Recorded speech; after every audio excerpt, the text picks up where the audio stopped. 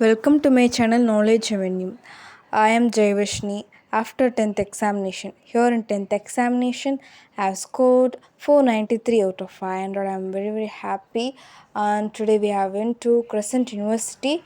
Here we have met Dr. Sailendra Babu IPS sir and the collector of Chengalpattu, Arunraj IAS sir.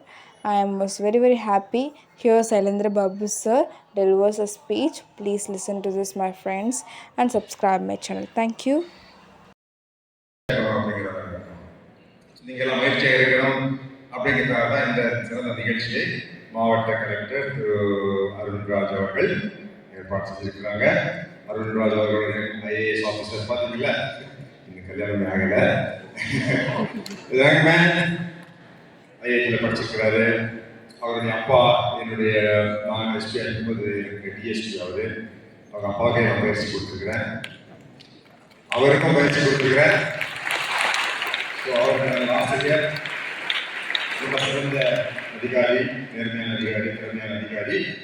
நாங்கள் ஒவ்வொரு ஆண்டும் அவர் IAS வாங்கின பிறகு ஒவ்வொரு ஆண்டும் நாங்கள் தமிழ்நாட்டிலிருந்து ஐஏஎஸ் பயிற்சிக்கு தேர்வுக்கு டெல்லிக்கு போகக்கூடிய மாணவர்களுக்கு பயிற்சி அளிச்சுட்டு இருக்கிறோம். நாங்கள் பயிற்சி அளித்த மாணவர்கள் இந்த ஆண்டு 22 பேர் ஐஏஎஸ் தேர்வு பார்த்துருக்காங்க. அந்த முக்கியமான கட்டத்தில் இன்டர்வியூ ட்ரைனிங், நேர்முக பயிற்சி அளிப்போம். கிட்டத்தட்ட 6 வருஷமா கொடுத்துட்டு இருக்கிறோம். அவர் எந்த வருஷம் ஐஏஎஸ் பாஸ் பண்ணிக்கிறாரோ அந்த ஆண்டுலேருந்து பயிற்சி கொடுத்துருக்கிறோம். ஸோ அவர் எனக்கு இந்த வாய்ப்பை கொடுத்துருக்கிறாரு. எனவே அருண்ராஜ் அவருக்கு அது நன்றியை தெரிவித்துக் கொள்கிறேன். ஓகே, பாய்ஸ் அண்ட் கேர்ள்ஸ் எத்தனை பேர் மகிழ்ச்சியாக இருக்கின்றன? நீங்கள் மகிழ்ச்சி ஏற்படுறதுக்காக தான் கவர்மெண்ட் பெரிய திட்டங்களை கொண்டு வந்திருக்கிறாங்க. கல்லூரி கனவு என்பதும் அப்படிப்பட்ட ஒரு பெரிய திட்டம் தான்.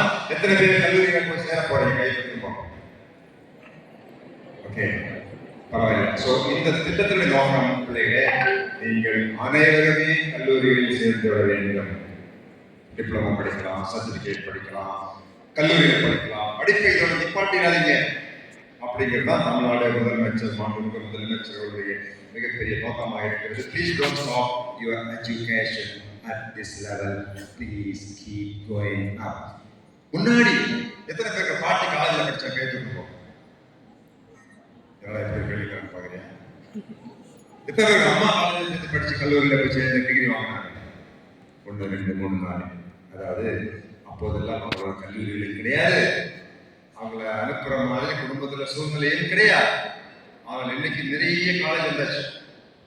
முன்னாடியெல்லாம் இன்ஜினியரிங் காலேஜ் எப்படி கிடைக்கிறதுன்னா அங்கங்க இளைஞர்கள் தற்கொலை பண்ணி சாவாங்க. ஏன் தெரியுமா?